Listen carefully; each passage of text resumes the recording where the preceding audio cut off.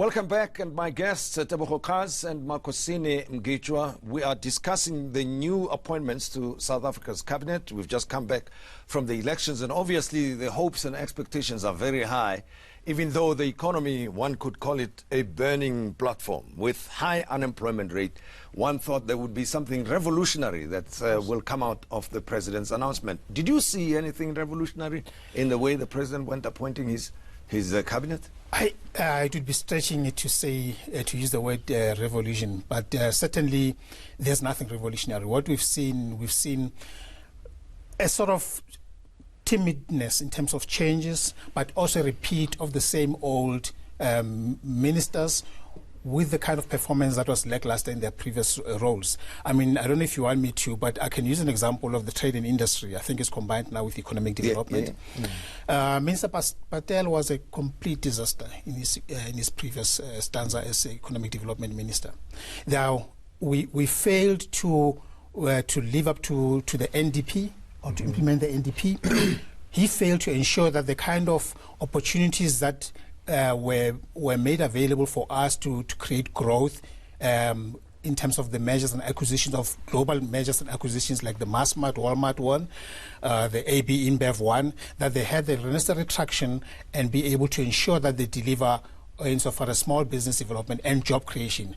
We still see a lot of youths who have not been absorbed into into the labor force, and certainly to now elevate him to even a bigger role like trade and economic development. For me, I think that was the biggest disappointment, and I think let's hope you won't live to regret it, because we wish them well.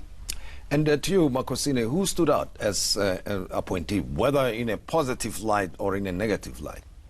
I think if we can look at international relations, there was talk that the former minister Lindiwe Sisulu was removed because she downgraded the embassy in Israel, and that a competent minister who's also is a Muslim, as I understand it, has been appointed. I think negates the rumors and innuendos that was flying around that Lindiwe Sisulu is being moved around because of the Jewish lobby or something of the sort.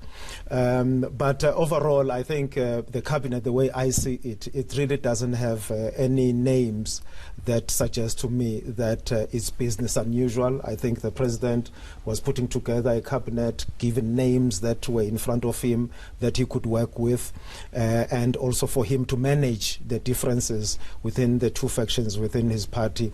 I don't think that it's a cabinet that will take economic growth to where we want it to be. I don't think that is a cabinet that is going to cut down unemployment. Like Tebogo, I wish him well. I wish the cabinet well, but I'm not convinced. For me, I think about all the unemployed people as very, very important. A substantial number, 9 million plus of South Africans without jobs, right? Yes. And 18 million living or depending on social grants. Yes. But let's focus on those who are able to work and who want to work, who don't have jobs. And the fact that 55% of those people fall in the youth category. Yes. Now, one would think these are the future, the current South Africans who should be contributing, and the future bedrock of our society that's not participating meaningfully in the economy. So you wonder what kind of future we're going to build, especially in the era of fourth industrial revolution. I thought when I used the word revolutionary, I thought there was going to be a lot of thinking around that. Yeah, I actually laughed the other time when I heard one of the ministers in the previous administration saying the fourth industrial revolution is on its way. I said, we are dead because it's here. Yeah. If we are not aware that it's on the platform, this train is going to leave us behind. Sure. But more importantly, what we've observed is that even if you can change the ministers at the top level, at the top hierarchy, you still have another layer of functionaries, whether it's DGs or senior managers in government, who also need to be able to create an enabling environment, or to drive an enabling environment for the emergence of small businesses, and to make sure that the youth also come to the party in terms of creating jobs or getting opportunities. We don't see that. And what compounds the whole issue we've just determined now we've seen most officials now, they are afraid to act lest they do something wrong because of what is been going on, especially with these commissions of inquiry. If you go to Eskom or Transnet or other SOEs, for example, people are afraid to act in case they might just do something wrong or whatever.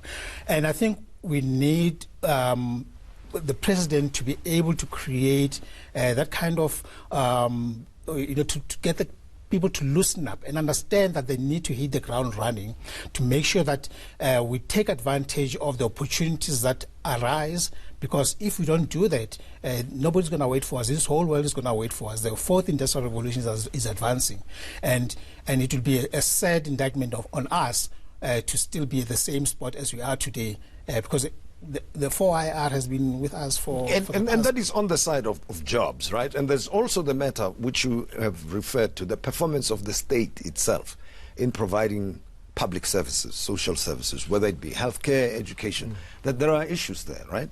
Within the national government, there's the cohort of the DGs that you've referred to and senior managers. And then we exclude the provinces, that they too should play a role in delivering the services. And we know there are provinces that stand out when it comes to having limitless problems. Eastern Cape comes to mind. Makhanda's situation comes to mind.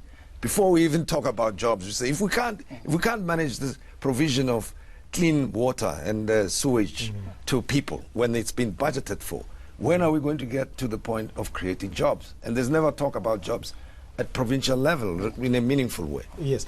I think in provinces the biggest problem is that this cancer of corruption and maladministration was allowed to spread. And it spread to such an extent that, it may take a number of years for the culture to be reversed. Because basically what happens is not that, where there is poor service delivery, there is no money. Money is there, it just gets diverted to other things. And where you had a situation of impunity, where you had the NPA, which basically was not prepared to prosecute any politicians or senior government officials, where you had the Hawks not prepared to investigate anything. And to start now to equip the state that was basically dismantled, because the disbandment of the Scorpions meant that all that intelligence, that, or rather that institutional memory that was inside, all those highly specialized people left the public service. And how soon you can get them back, I don't know. I mean, even then at the height of the Scorpions would hire external lawyers to help them with complicated cases. And now when you don't even have that infrastructure inside, it's going to be very difficult. But I think that with this establishment of this investigations directorate within the NPA, if it can work closely with the Hawks, arrest people, because that's how Scorpions actually managed the problem of corruption, because nobody wanted to be arrested on television and embarrassed, and people were fearful of that.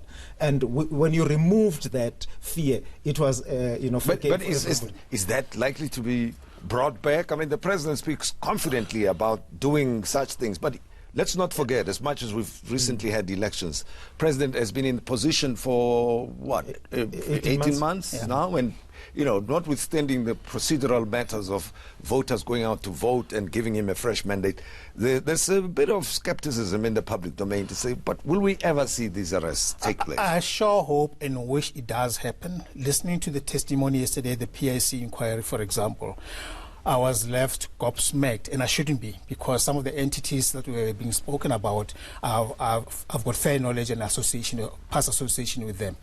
And when you hear that there's still a lot of investigation in the presence of all the evidentiary material that has already been given to the Hawks, and the Hawks, maybe, in fairness, the PIC inquiry yesterday, they only talked about the Hawks being given the evidentiary material on the 2nd of April. Maybe we're expecting a lot too much on the Hawks. But I do hope that if they don't start acting now, we are going to lose the kind of thrust, the new dawn will start vaporizing itself, will start vanishing, and we won't see any land. And quite honestly, and I agree with what you said, people are afraid. Is the fear of being detected, the fear of being arrested, and the fear of making sure there'll be consequences. Unless there's consequence management, we certainly will see the same thing that happened in the Sure. Now, we're here, and of course, we still have the optimism. It's in the air, but we're trying to put our finger on it, right? To you, Makhosini, what do you think are the things that we should anticipate over the next, let's say, 100 days that you think will give the thrust that Tebogo is talking about here to this Tumamina era, the new dawn, the break of new dawn? Everybody wants it. What is it that will happen over the next 100 days, you think? Look, the new dawn will remain a slogan if the people who are appointed, the people who are busy, who have sworn in on Friday, if those people don't take that oath of office seriously. You heard the Chief Justice emphasizing when he was reading, sort of it's like trying to drill it on them, that understand that this is what the oath of office means. And I was sitting there listening to them, and I was not convinced that all of them really appreciate that oath of office, what it says. So if he can be able to rally his forces, that cabinet, because that's why it starts, and then it trickles down to government officials.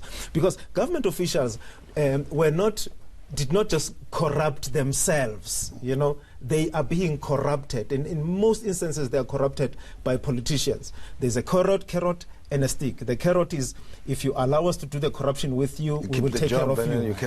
If you don't do that, we are going to damage you, we're going to kick you out, we're going to throw you under the bus, you are not going to work anywhere. So if, as the civil servants were corrupted, if they can now be uncorrupted. Well, and that's what you think may happen within the next 100 days. What would work for you? What would give you that sense? What I think we need to, what the president, and I still refer to the president again, say, needs to see happen is we need to see confidence in the system being injected. Confidence that I can go and do my job and my boss will not unduly interfere with what I'm supposed to do.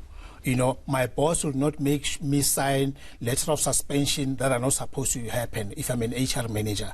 My boss will not interfere and say, change the bidding price or the terms of the bidding conditions to favor, I'll stand up and be able to make, and I won't be victimized. Once we can also have that, it will also something very clear. But what I also want to implore on the president is in the next 100 years, he also needs to send a message.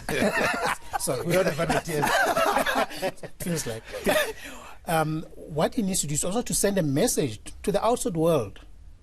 President Ramaphosa is not a President Mandela. We know that. But we need to start asserting ourselves as a country and make sure that we, even if it means punching above our weight, we shouldn't let the likes of China's coming in here and doing as they please, as is happening with the Transnet issues, for example, where they're just running roughshod over us. And well, if I may interrupt you there as we end the conversation, and of course, ordinary folk, especially in your sector, the business people, once they see that they can do business with the government, and that when they issue invoices, they get paid on time, they're treated with respect and given motivation, then probably the mood will change. And Makhosini, Tebogo, thank you very much for having been my guest. I appreciate it. And those are my guests, Tebogo Khaas and Makhosini Mgitywa. After the break, I'll be focusing on the Office of the Public Protector, talking to the Deputy Public Protector, Kevin Sfiso Malunga.